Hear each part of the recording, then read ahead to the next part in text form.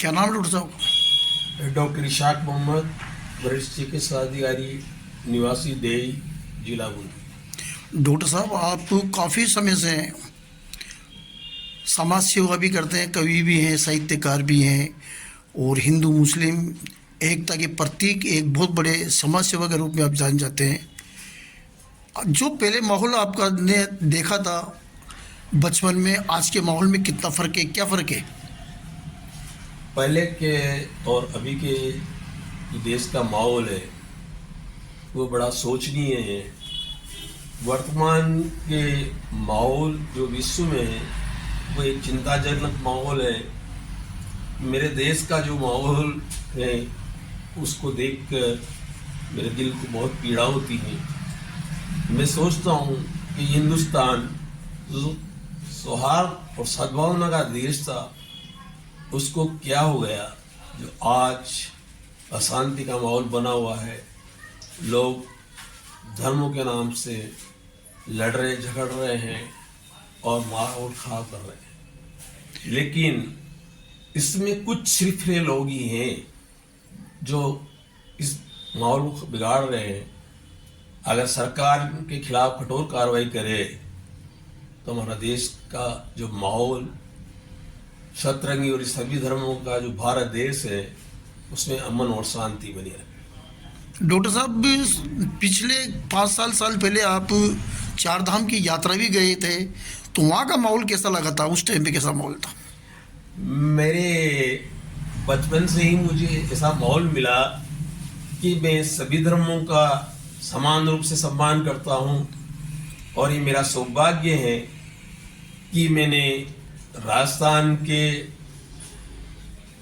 मुख्य धर्म स्थलों जैसे सांवरिया सेठ, श्रीनाथ जी, सालासर जी, खाटू श्याम जी, मेहंदीपुर बालाजी आदि स्थलों पर जाकर दर्शन करने का सपरिवार लाभ प्राप्त किया।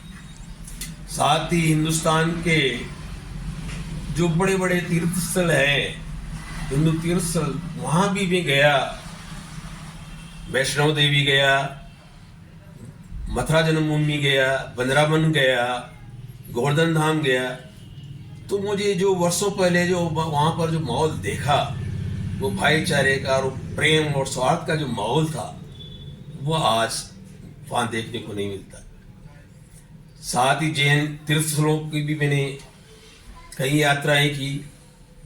चांदखेड़ी, महावीर जी, तिजारा आदि स्थलों में गया और काफी शांति वहां मिलती है और सब धर्मों को भाईचारे से रहे तो मेरा देश खुशहाल रहेगा और शांति रहेगी। सभी धर्मों के जब भी जुलूस निकलते हैं, धार्मिक जुलूस निकलते हैं, चाहे मुसलमानों के हो, सिख ईसाइयों के हो, हिंदुओं के हो, तो उसमें भी आप सबसे भागीदारी निभाते हैं। ये चर्चाएं सुनने में आ रही थी। हाँ, आपका कहना सही है और मेरी दिली इच्छा यही रहती है कि हम सब आपस में मिलकर भाईचारे के रूप में रहे। और शुरू से ही मेरा एक तरह से ये मेरी मनोभावना रहती थी और मेरी इच्छा रहती थी कि कोई भी धार्मिक कार्यक्रम हो, किसी भी धर्म का हो, तो मैं उसमें भागीदार बनूं और पुण्य प्राप्त करूं। कहीं भी भागवत कथा होती है मैं सुनने जाता हूँ और जो सहयोग होता है वो भी करता हूँ। कभी कोई धार्मिक जुलूस, कावड़ यात्रा या भागवत का जुलूस है या शिवरात्रि की जो है उनके जुलूस का स्वागत करता हूँ। फूल बरसाकर मैं भगवान से शांति कायम रखने की प्रार्थना करता हूँ और पुण्य प्राप्त करके मुझे बहुत खुशी मिलती है। आज भी बालाजी के बगीचे में जाके आप जो आप महाराज रहते हैं उनसे काफ़ी चर्चा करते हैं। ये आपकी आदत बताई, सवेरे से ही नहा धो के वहाँ जाते हैं आप? जो बरसों से हमारे गांव में वनखंडी जी महाराज रह रहे हैं, उनकी आयु लगभग 27 पार हो चुकी है और उनसे बड़ी मेरी निकटता है।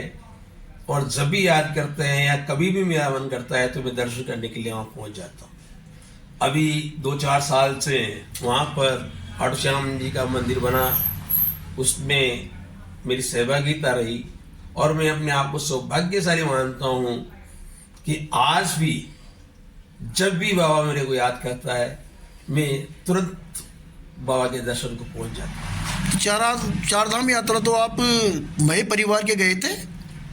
हाँ, मैं वैष्णव देवी, वृंदावन, मथुरा, गोवर्धन जी, गंगोत्री सपरिवार मैंने यात्रा की थी और वहाँ दर्शन लाभ प्राप्त किए थे। और जो माहौल मुझे वहाँ देखने को मिला उससे मेरे दिल को बहुत शांति मिली और खुशी हुई।